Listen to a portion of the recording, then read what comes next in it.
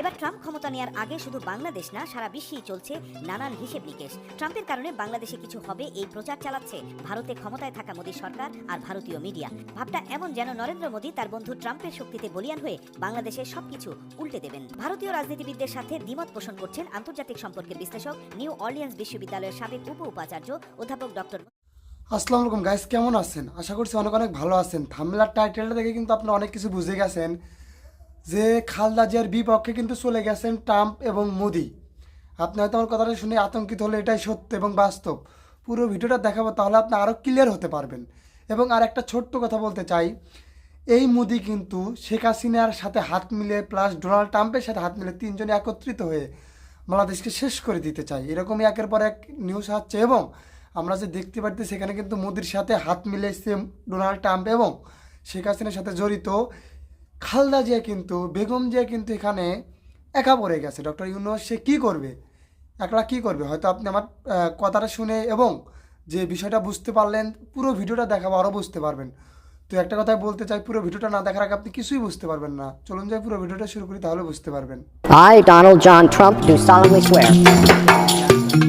Donald Trump ক্ষমতা নেওয়ার পর বাংলাদেশে কি হতে যাচ্ছে? কেউ বলছেন কিছুই হবে না, কেউ বলছেন ফিরবেন শেখ হাসিনা, কেউ আবার বলছেন আর কিছু না হলেও ত্বরান্বিত হবে নির্বাচনের গতি। কিন্তু আসলেই কি কিছু হতে যাচ্ছে? এবার ট্রাম্প ক্ষমতা নেওয়ার আগে শুধু বাংলাদেশ না সারা বিশ্বেই চলছে নানান হিসেব নিকেশ। ট্রাম্পের কারণে বাংলাদেশে কিছু হবে এই প্রচার চালাচ্ছে ভারতে ক্ষমতায় থাকা মোদী সরকার আর ভারতীয় মিডিয়া। ভাবটা এমন যেন নরেন্দ্র মোদী তার বন্ধু ট্রাম্পের শক্তিতে বলিয়ান হয়ে বাংলাদেশের সবকিছু উল্টে দেবেন। ভারতীয় রাজনীতিবিদদের সাথে দ্বিমত পোষণ করছেন আন্তর্জাতিক সম্পর্কের বিশ্লেষক নিউ অর্লিয়ান্স বিশ্ববিদ্যালয়ের সাবেক উপাচার্য অধ্যাপক doctor Mostafa Sarwar. Donald Trump win করে গেল, তাহলে কি হাসিনা মানে অশ্বারোহী ঘোড়ায় চড়ে বাংলাদেশে ঢুকে উনি ক্ষমতা চলে যাবেন?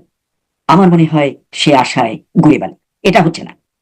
বাংলাদেশের ব্যাপারে যে মানে যুক্তরাষ্ট্রের যে নীতি, সেটায় মানে সে গায়ে পড়ে কিছু করবে না। যুক্তরাষ্ট্রের নীতি হবে নিজের লাভ, নিজস্ব লাভ।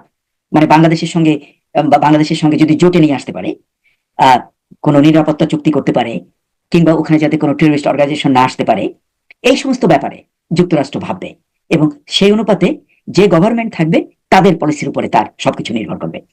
এবং আমার ধারণা যে বাংলাদেশের নির্বাচন তাড়াতাড়ি হয়ে যাচ্ছে, এটা খুব দেরি হবে না। অন্যদিকে ঢাকা বিশ্ববিদ্যালয়ের অধ্যাপক ডক্টর ইমতিয়াজ কিন্তু মনে করেন ট্রাম্পের রাজনীতি আর বাইডেনের রাজনীতি আলাদা, আর তাই দক্ষিণ এশিয়া ও বাংলাদেশ প্রশ্নে দুজনের মতামত ও কাজের ধরন আলাদা হবে। বাংলাদেশের ব্যাপারে একটা জিনিস আমার মনে হয় বলা যায়, সেটা হলো যে রিপাবলিকান পার্টি বা ডোনাল্ড ট্রাম্প চাইবে বাংলাদেশে যেন নির্বাচন হয়, তাড়াতাড়ি যেন নির্বাচন হয়। এই ব্যাপারে আমার মনে হয় এতটুকু বলা যায়।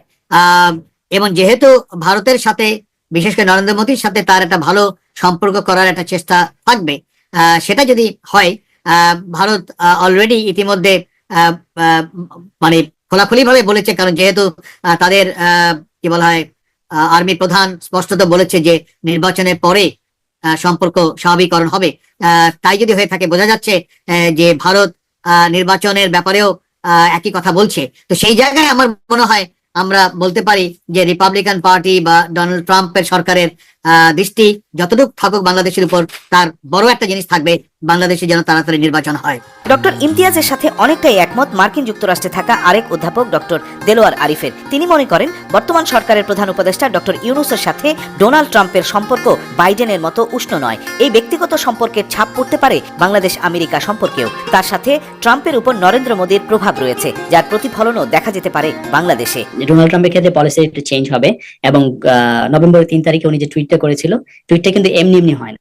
এখানে অনেক লবিস্ট কাজ করেছে, যে ইন্ডিয়ান লবি, এবং হচ্ছে তারা ওকে ব্রিফ করেছে। তুমি জানো যে সিআইএ হচ্ছে বিভিন্ন দেশে আমেরিকার ইন্টারেস্টকে দেখে। সিআইএ যে প্রধান, অর্থাৎ ন্যাশনাল সিকিউরিটি এজেন্সি, যেটা ওইটার যে প্রধান হবে, যিনি ওভারসি করবে সিআইএ, এফবিআই, এভরিথিং, তুলসী গেবার্ড, উনি হচ্ছে ইসকনের একটা বড় ডেভোটি, মানে ভক্ত। ইসকনের আমরা জানি যে ইসকনের যে চিন্ময় প্রভু, উনি কারাগারে আছেন, তো তাদের লবি তো কাজ করে। তুলসী গেবার already she is inform.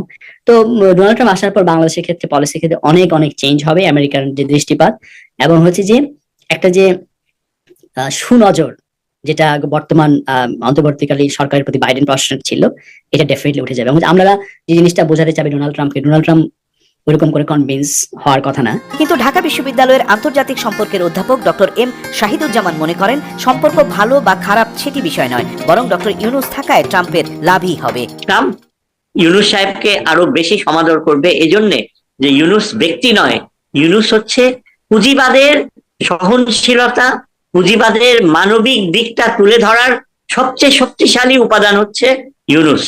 Trump একজন কট্টর পুঁজিবাদী। ট্রাম্প নিজেকে ওয়েলফেয়ার স্টেটের ধারণায় প্রজেক্ট করতে চায় এবং সে ইউনূসের মুখ থেকে শুনতে চাইবে যে সে একজন দায়িত্বশীল মানবতাবাদী প্রেসিডেন্ট। বাংলাদেশে কে ক্ষমতায় আসবে তা নির্ধারণ করবে বাংলাদেশের জনগণ। সে বিষয়ে খুব বেশি মতপার্থক্য নেই আন্তর্জাতিক সম্পর্ক বিশ্লেষকদের। খুব দ্রুত সময়ের মধ্যে বাংলাদেশের জনগণ একটি সুষ্ঠু নির্বাচন দেখতে চায় এবং এই বিষয়ে একই সুরে কথা বলছে ভারত ও যুক্তরাষ্ট্র।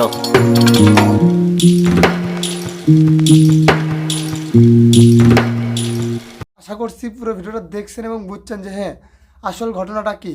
বাট আরেকটা কথা বলতে চাই, আপনি যদি আমার চ্যানেলে নতুন হয়ে থাকেন তাহলে চ্যানেলটা সাবস্ক্রাইব করে রাখবেন, কারণ এরকম সত্য নিউজ আপলোড করার সাথে সাথে কিন্তু আপনার কাছে চলে যাবে। সবাইকে ধন্যবাদ।